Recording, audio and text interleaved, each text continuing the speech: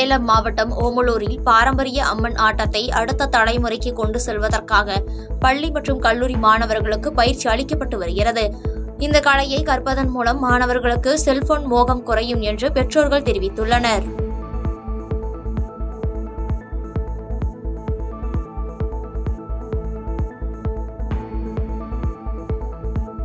கோவை மாவட்டம் பொள்ளாச்சியில் அமைந்துள்ள தனியார் திருமண மண்டபத்தில் தமிழ்நாடு கிராம ஊராட்சி செயலாளர் சங்கத்தின் மாநில பொதுக்குழு மற்றும் மாநில நிர்வாகிகள் தேர்வு கூட்டம் நடைபெற்றது.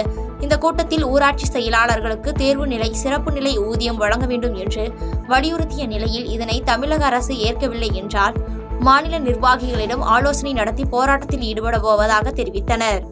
ஊராட்சி செயலாளர்களுக்கு கருவூலம் மூலம் ஊதியம் வழங்க வேண்டும், சிறப்பு நிலை, தேர்வு நிலை ஆகிய ஊதிய உயர்வு வழங்கப்பட வேண்டும்.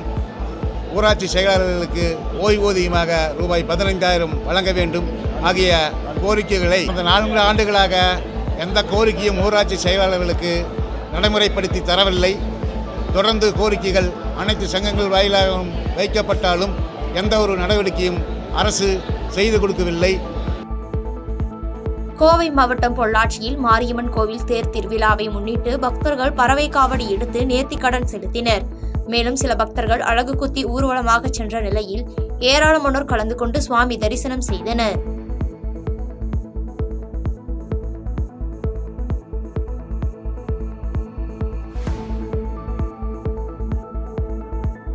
கோவையில் மயில்மார்க் சம்பாரவை சாப்பிட்டதால் உடல்நிலை சரியில்லாமல் போனதாக தொடரப்பட்ட வழக்கை நீதிமன்றம் ரத்து செய்யப்பட்ட நிலையில் இதன் உரிமையாளர்கள் செய்தியாளர்களுக்கு பேட்டியளித்தனர்.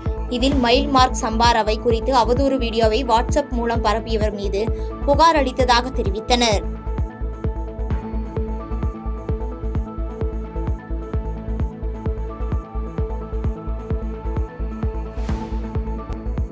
நாமக்கல் மாவட்டம் ராசிபுரம் அருகே அணைக்கும் கரங்கள் முதியோர் இல்லத்தில் தமிழ்நாடு முதலமைச்சர் மு.க.ஸ்டாலினின் 72வது பிறந்த நாளினை முன்னிட்டு பாராளுமன்ற மாநிலங்களவை உறுப்பினர் KRN ராஜேஷ்குமார் தலைமையில் முதியவர்களுக்கு காலை உணவு வழங்கி நலத்திட்ட உதவிகள் வழங்கப்பட்டது.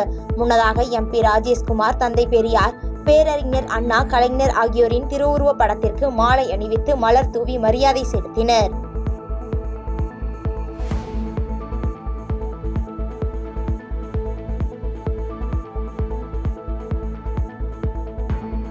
கிருஷ்ணகிரி மாவட்டம் ஓசூர் அருகே உள்ள தேவிரிப்பள்ளி என்னும் கிராமத்தில் எருதுவிடும் விழாவை திமுக MLA துவக்கி வைத்தார்.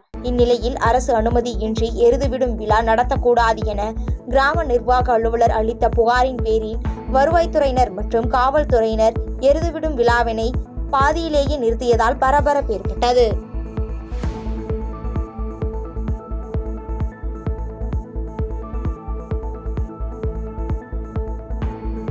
புதுச்சேரி வில்லையனூர் பகுதியில் அதிமுகவினரால் திறக்கப்பட்ட எம்ஜிஆர் சிலைக்கு OPS அணியினர் மீண்டும் திறப்பு விழா நடத்த முயன்றதால் அதிமுக மற்றும் OPS அணிகளுக்கிடையே மோதல் உருவாகும் சூழ்நிலை உண்டானதால் பரபரப்பு ஏற்பட்டது. மேலும் சிலையை திறக்க முயன்ற OPS அணியினரை போலீசார் வலுக்கட்டாயமாக கைது செய்த நிலையில் அங்கு பரபரப்பான சூழல் நிலவியது.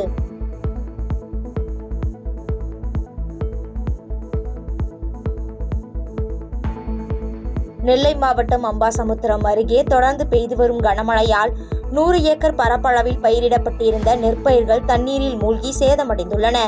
இதனால் வேதனையடைந்துள்ள விவசாயிகள் ஏக்கருக்கு சுமார் 20,000 வரை செலவு செய்துள்ளதாகவும் அதற்கு தமிழக அரசு உரிய இழப்பீடு வழங்கவும் கோரிக்கை விடுத்துள்ளனர்.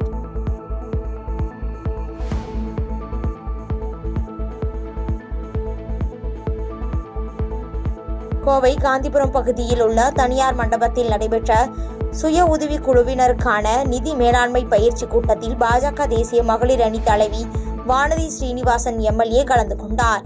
தொடர்ந்து செய்தியாளர்களை சந்தித்த அவர் மும்மொழி கொள்கை தொடர்பாக திராவிட முன்னேற்றக் கழக அரசு மீண்டும் ஒருமுறை பொதுமக்களை திசை திருப்ப முயல்கிறார்கள் என்று குற்றம் சாட்டி பேசினார்.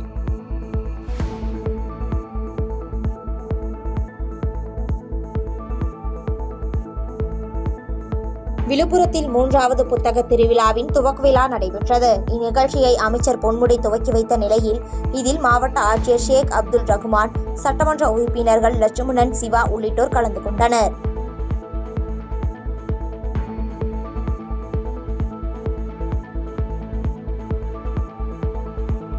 திருச்சிராப்பள்ளி மாவட்ட ஆட்சியர் அலுவலகத்தில் நடைபெற்ற மாற்றுத்திறனாளிகள் நலத்துறையின் சார்பில் 1.12 கோடி ரூபாய் மதிப்பீட்டிலான 110 மாற்றுத்திறனாளிகளுக்கு பல்வேறு நலத்திட்ட உதவிகள் வழங்கும் நிகழ்வு நடைபெற்றது. இதில் நகராட்சி நிர்வாகத்துறை அமைச்சர் KN நேரு, பள்ளிக்கல்வித்துறை அமைச்சர் அன்பில் மகேஷ் பொய்யாமொழி, மாவட்ட ஆட்சித்தலைவர் பிரதீப் குமார் உள்ளிட்டோர் கலந்து கொண்டனர்.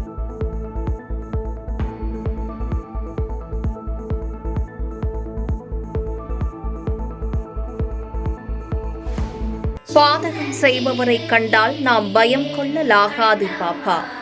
மோதி மிதித்து விடு பாப்பா, அவர் முகத்தில் உமிழ்ந்து விடு பாப்பா. அண்மை செய்திகளை உடனுக்குடன் தெரிந்து கொள்ள இணைந்திருங்கள் எம் நாடு தொலைக்காட்சியுடன்.